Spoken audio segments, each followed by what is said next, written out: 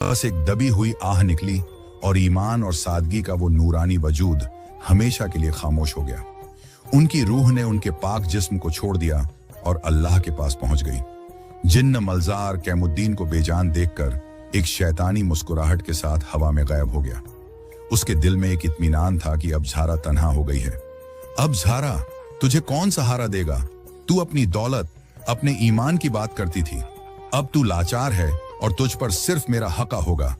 तुझे मेरी मदद कबूल करनी पड़ेगी। घर में अब एक गहरी खौफनाक खामोशी छा गई थी। कमरे में अभी भी झारा के बनाए इत्र की हल्की सी खुशबू फैली थी, लेकिन अब उस घर की बरकत चली गई थी।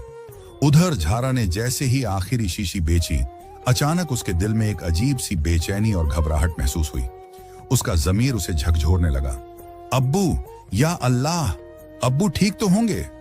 वह अपने काम को अधूरा छोड़कर तेजी से घर की तरफ भागी। उसका दिल तेज धड़क रहा था। जैसे ही झारा अपने घर के करीब पहुंची, दरवाजा हल्का सा खुला था। वह तेजी से अंदर भागी। अब्बू, मैं आ गई। उसने प्यार से उन्हें जगाना चाहा, मगर जैसे ही उसका हाथ उनके माथे को छुआ, झारा की रूह तक सर्द हो गई। जिस्म में कोई हरकत नहीं थी।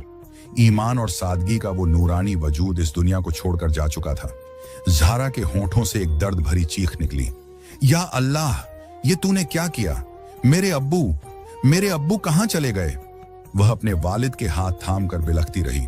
उसकी चीख सुनकर आसपास के पड़ोसी भागे भागे आए। गांव की औरतें आईं और उन्हें झारा को संभालने में बहुत मुश्किल हुई। गांव के बुजुर्गों ने आकर कैमुद्दीन बुजुर्ग के चेहरे पर नजर डाली और सब ने एक ही बात कही, इन्ना लिल्लाहि व इन्ना इलैहि राजिऊन। हम अल्लाह के हैं और उसी की तरफ लौटकर जाने वाले हैं।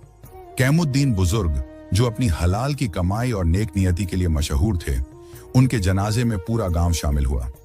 गांव वालों ने मिलकर उनके पाक जिस्म को गुस्ल दिया, कफन पहनाया और अल्लाह के हुजूर पेश करने के लिए तैयार किया। सूरज ढल चुका था। कैमुद्दीन को कब्रिस्तान ले जाया गया, जहां सबकी आंखें नम थीं। गांव वालों ने झारा को सहारा दिया और उनके जनाजे की नमाज के बाद दुआओं के साए में कैमुद्दीन बुजुर्ग को सुपुर्दे खाक कर दिया गया। झारा अपने अब्बू की कब्र की मिट्टी को देखती रही। अब वह अकेली रह गई थी। उधर पहाड़ों के उस पार, जहां नीला जिन्न मलजार का बसेरा था, वह अपने नापाक इरादे में कामयाब होकर बहुत खुश था। जब कैमुद्दीन की रूह उनके जिस्म से जुदा हुई, तो जिन्न मलजार ने एक शैतानी मुस्कान के साथ हवा में जोरदार ठहाका लगाया था।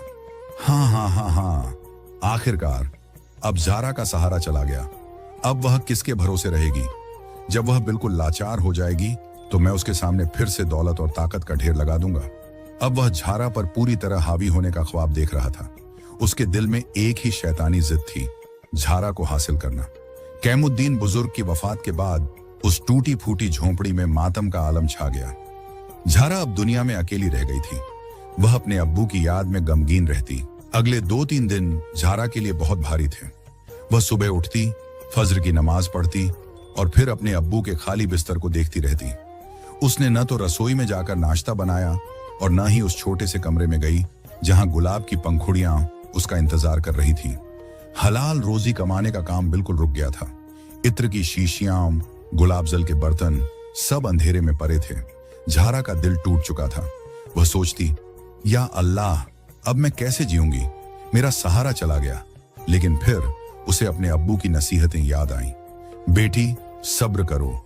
जो अल्लाह करता है उसमें हमारी भलाई होती है। हलाल कमाई कभी नहीं छोड़ना, यही हमारा ईमान है। 3 दिन बाद सूरज निकलने के साथ ही झारा ने एक गहरा सांस लिया।